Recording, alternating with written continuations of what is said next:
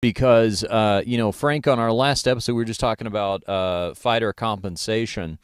On our last episode, we were talking about what happened with Tony Ferguson. Because this past weekend, Khabib Nurmagomedov unable to make weight for their fight. Tony Ferguson was scheduled to make $250,000 to show and $250,000 to win. And we know that he was offered opponent Michael Johnson on about 24 hours' notice, and that he had declined it because it was not going to be for the same money, and it wasn't going to be for an interim title. And the part about it not being for the same money kind of, I think, collectively confused us both. We kind of thought, well, if it's going to be a matter of keeping you on the card. By the way, I think Eddie Alvarez also offered to take that fight, that they would have paid him the same money. But we now find out he has spoken about this.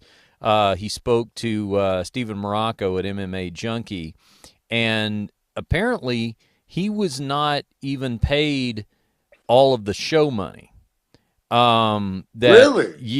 That he got a portion of it. He said he was paid six figures, approximately twice what he would have contractually received for a non-title fight.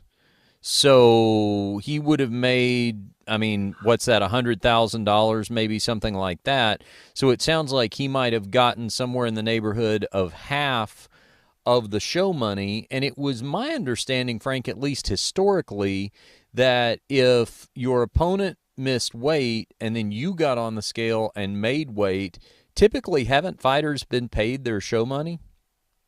Absolutely. That's as far as I've known. But again, that was when it was the Dana White and Fertitta show. Yeah. Now, I mean, it's not that way anymore. Um, you know, Dana seems to always be pretty much on the side of the fighters. He just, Yeah. I think that's one thing that's embraced him with the guys. Um, if you ever had problems, I've had issues, throughout the years and been able to call him up and sit in the office and look for advice and talk to him. And that guy that I know, I don't think would have done that. So it makes me wonder. That sounds like that was a WME IMG Mm-hmm. completely on their point, and that just shows you the new climate of the modern UFC. I think if Dana would have had it his way, Ferguson would have been paid his full show money, because that's how they've done in the past. Lorenzo and Frank and Dana and Joe Silva.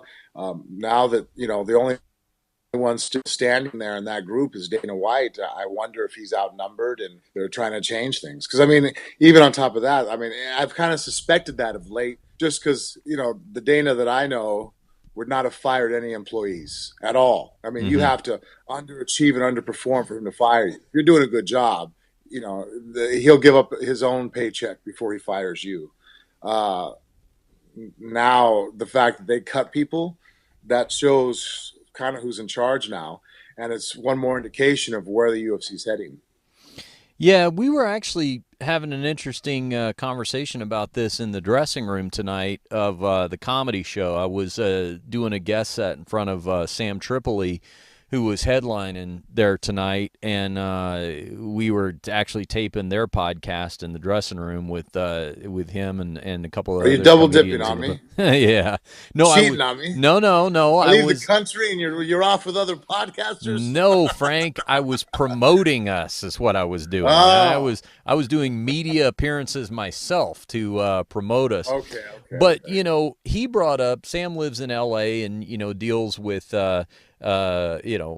acting and networks and agencies and studios and all that kind of stuff, doing movie and TV work. And he was pointing out he follows UFC, and he said, he brought up this specific thing, and he said, it's a little bit like it's indicative of the fact that the company has been bought by a Hollywood talent agency, because not only are their accounting departments notoriously frugal, but the other thing that happens too is there tends to be a mentality of we can recast certain parts, so okay, well, if our top star isn't going to sign on for this movie, we'll just put another star in that place and it'll be just as good because they're following a script.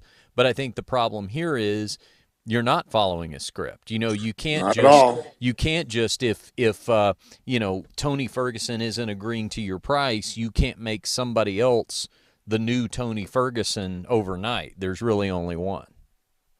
I absolutely agree with you.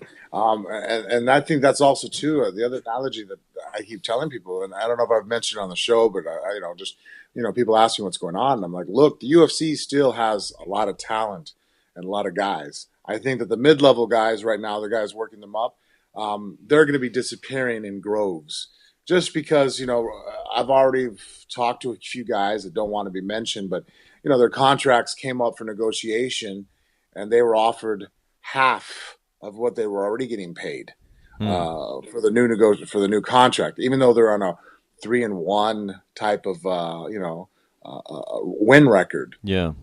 That's crazy to me. I never back when that just doesn't happen. So I think a lot of the guys that they could make stars out of, the future stars, are going to be leaving. But that being said, they still have it. So if right now you said, hey, Frank and Richard, you guys got to make a movie, I'm like, all right, we'll give you access to all the A-list Hollywood stars, everybody who's been nominated for Academy Awards, all the, instantaneously recognizable names. You can have the Brad Pitts, the George Clooney's, of the world. Ron Gosling, Ryan Reynolds, they're your lead. There you go. All right, okay, but we're gonna go chintzy on the director and the production crew. We're gonna just that not so much. I'm like, oh, really? Like, yeah, the writers, everybody else that supports the movie, you're gonna be undercut on. All right. What kind of movie do you think I'm going to be able to produce? Yeah, no, not It's a going very to good shit. one. And that's what's happening to the UFC. They fired. They're not fired, but they're letting go. I guess the more polite way to put it. A lot of the back room, a lot of the production staff, a lot of the people that are the movers and shakers of the organization. There's guys in their accounting department that they let go that have been working with them for 10 years that they understand the fighters. It's not just numbers on a piece of paper. They realize, hey, look, this guy, this person or these guys are typically going to do this. And so, we help them out. So we go this way. So that type of syncrasy is gone. And I think that's going to start to be very noticeable to the fans. And then on top of that, when you have other organizations that are putting out such quality shows on top of that, I think it's actually a good situation for fans of MMA and for fighters, because you're not going to have just one guy calling all the shots. It's going to be a competing league. And I mean, if you know anything about business, when people are competing for your dollar, you, the customer, you are the winner. Yeah. Yeah. It may be the kind of thing that is not really fully noticed for some time, because they did purchase the organization at a time where they have a marquee, a face of the franchise like Conor McGregor, and a couple other top names, recognizable names associated with it. It may be the real test may be what you alluded to, which is to see if at this point new ownership can actually grow future marquee talent. The guys, we don't even know who those people are right now, those guys and girls, and will these names be rising to prominence in a couple of years, or in a couple of years will we be looking around going, we're really not seeing anybody come up in the organization? And I think that's when we really know. You know what? I'll have to come back at a later time, and I'll give you the exact names. But I remember one time I was a fight card, and I think I was here in England, in London, actually. One of the fighters on the card made weight, was fine, but had a temperature of over 100 degrees, right? Mm-hmm. He was going to fight anyways. Mm. The UFC, Lorenzo, stepped in and went, no, you know what? We'll pay you your full amount. Don't worry about it. Paid the other guy too. They're like, it's not important, your health. You go out there, bad performance, you hurt yourself. Why do that to yourself? But it shows you the mentality of how the old guys took care of the fighters. Yeah. It's like, hey, look, you know what? You're sick. You have a fever. It ain't like you have stage fright. We can see the thermometers telling you you're 102 degrees. Mm-hmm. So they pulled the guys and gave them their money. Now, knowing what we know about Ferguson, do you think that the new organization would have done that? All right, no, And no. so, I mean, that's another reason why they built the UFC to be what the UFC has become, is taking care of the fighters on that level. I mean, they're the main product you're putting out there. And so you want to have the confidence of the fighters behind you that, you're not going to be stuck in the cheapest hotels. They're not going to have you on, 6 different connecting flights because that was the cheapest way the travel agent can get you in. Hmm. That's happening now. Yeah, yeah. It's I think it is indicative. I mean, having been through, and this is, I'm not on the inside, I'm on the periphery, but I hear the same things. Having been through like big corporate sales and mergers and things like that, and radio, you've seen this happen before.